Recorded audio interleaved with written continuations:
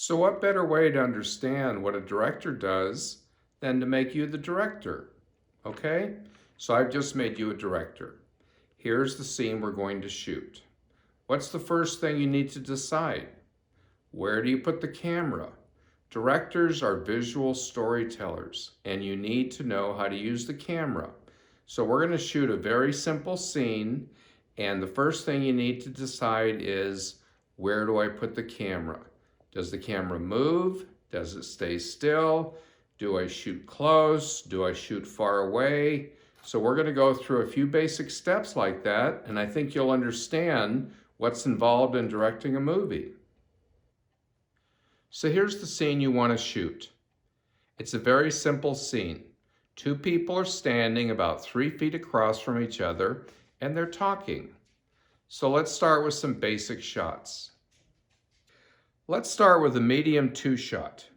A medium 2 shot is just what it sounds like. There's two people in the shot, and we're shooting them from a medium distance, about from the waist up.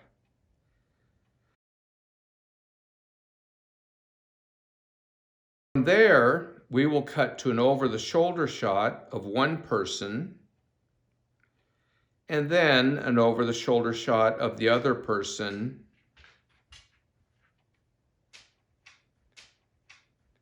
Now let's do a close-up. You always want to have a close-up in the shot in case you want to see the person's emotion on their face.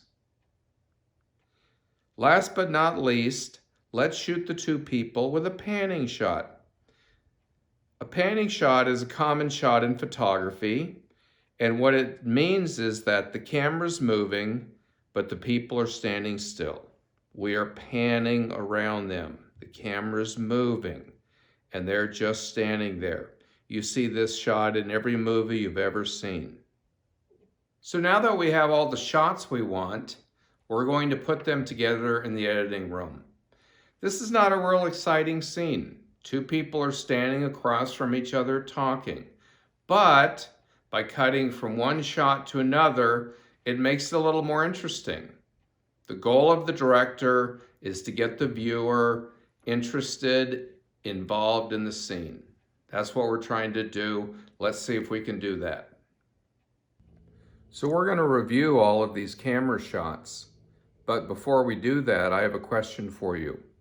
Why do you need to know what they're called? Why do you need to know that it's a medium 2 shot? Well, I'll tell you.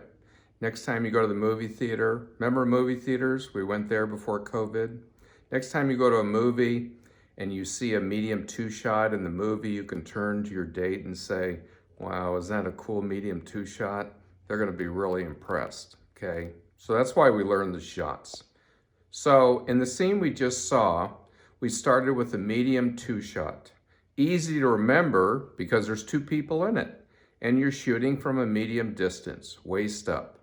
Then we went to two very basic shots. Over the shoulder shot on one person, then over the shoulder shot on another person.